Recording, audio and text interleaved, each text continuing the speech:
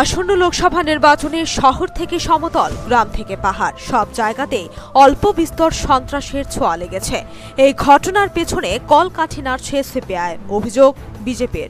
বৃহস্পতিবার বিজেপির প্রচার থেকে মারুতি গাড়ি করে বাড়ি আসছিলেন বিজেপির 5 কর্মী। শান্তির বাজারের পতিছড়ির শরণপাড়াতে 8-9 জন সিপিআইএম সমর্থক বিজেপির কর্মীদের আক্রমণ করে। 3 জন পালিয়ে গিয়ে প্রাণ রক্ষা করে, বাদবাকিদের মারধর করা হয়েছে বললেন দলের মুখপাত্র অশোক সিনহা।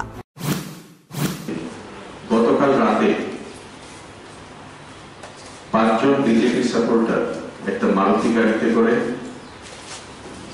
বাড়ি ফিরে যাচ্ছিল সন্ধ্যার পরে 9টার সময়। তখন তাদের উপরে আক্রমণ করা হয়। সরঞ্জের বর্মাপাড়া মনপাতার আউটপোস্টের পতিছড়িতে, সরঞ্জের বর্মাপাড়া পতিছড়ি আন্ডার মনপাতা আউটপোস্ট অফ শান্তির বাজার পিএস। এরা 5 জন বাড়িতে কাজের পরে ফেরত যাচ্ছিল প্রচারের পরে।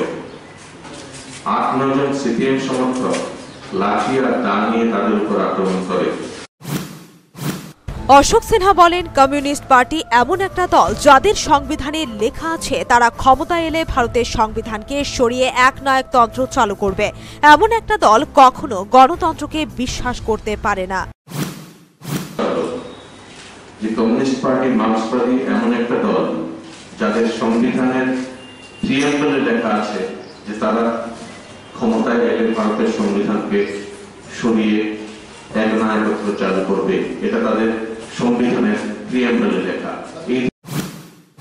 অশোক সিনহার বক্তব্য, গত 25 বছর ধরে বাম জামানায় মানুষ শুনত উৎসবের মেজাজে ভোট, আসলে তারা হিংসার মেজাজে ভোট করত। তা প্রমাণিত হলো এবারের ভোটে কমিউনিস্টদের রক্ত ঝরানোর ঘটনা। মূলত এবারই ভোট হচ্ছে উৎসবের মেজাজে। Bureau report, news vanguard.